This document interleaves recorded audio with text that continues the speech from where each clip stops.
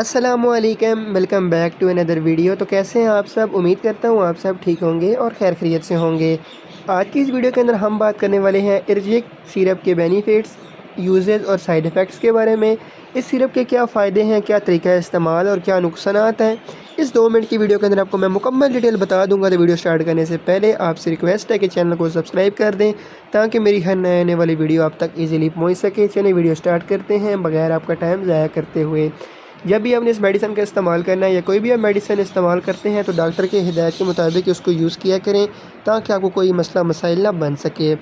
First of all ہم جانیں گے اس کے بینیفٹس، اس کے بعد طریقہ استعمال اور سائیڈ ایفیکٹ۔ جہاں تک اس کے بینیفٹس کی بات کی جائے، ارجک سیرپ جو ہے بیسیکلی ایک اینٹی الرجک سیرپ ہے۔ اگر آپ کو بھی الرجی ہے، جسم کے کسی حصے میں بھی آپ کو الرجی ہے، خارش ہے، تو آپ اس کا استعمال کروا سکتے ہیں۔ اس کے بعد اگر آپ کو آنکھوں میں الرجی ہے، آنکھوں سے پانی بہتا ہے، ناک سے پانی بہتا ہے، ناک کے اندر الرجی ہو چکی ہے آپ کو کسی انفیکشن کی وجہ سے یا کسی بھی قسم سے، اگر آپ کو خارش ہوتی ہے، ناک میں سے پانی بہتا ہے، آپ کو چھینکیں آتی ہیں، تو ڈاکٹر اس کا استعمال کرواتے ہیں۔ اس کے بعد کان کے انفیکشن کے لیے میں جو الرجی ہو جاتی ہے اس کے لیے بھی اس کا استعمال کروایا جاتا ہے۔ جسم کے کسی حصے پہ بھی اگر آپ کو دانوں والی الرجی ہو چکی ہے، خارش ہوتی ہے آپ کو، تو آپ اس کا استعمال کروا سکتے ہیں ڈاکٹر کی ہدایت کے مطابق۔ مطلب کہ یہ جسم کے ہر حصے میں الرجی کے لیے یہ سیرپ بنایا گیا ہے۔ اینٹی الرجک سیرپ ہے۔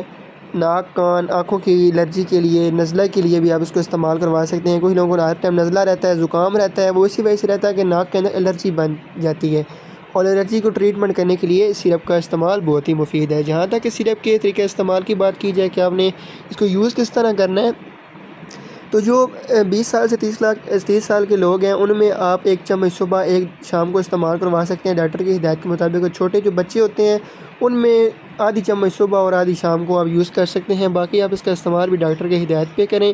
یہاں تک اس سیرپ کے سائیڈ ایفیکٹس کی بات کی جائے، نقصانات کی بات کی جائے، تو اس کی وجہ سے آپ کو وومٹنگ ہو سکتی ہے، ہیڈ ایک ہو سکتا ہے، نوزیا، لوز موشن وغیرہ کی شکایت ہو سکتی ہے، مطلب آپ کو الٹی متلی کی شکایت ہو سکتی ہے۔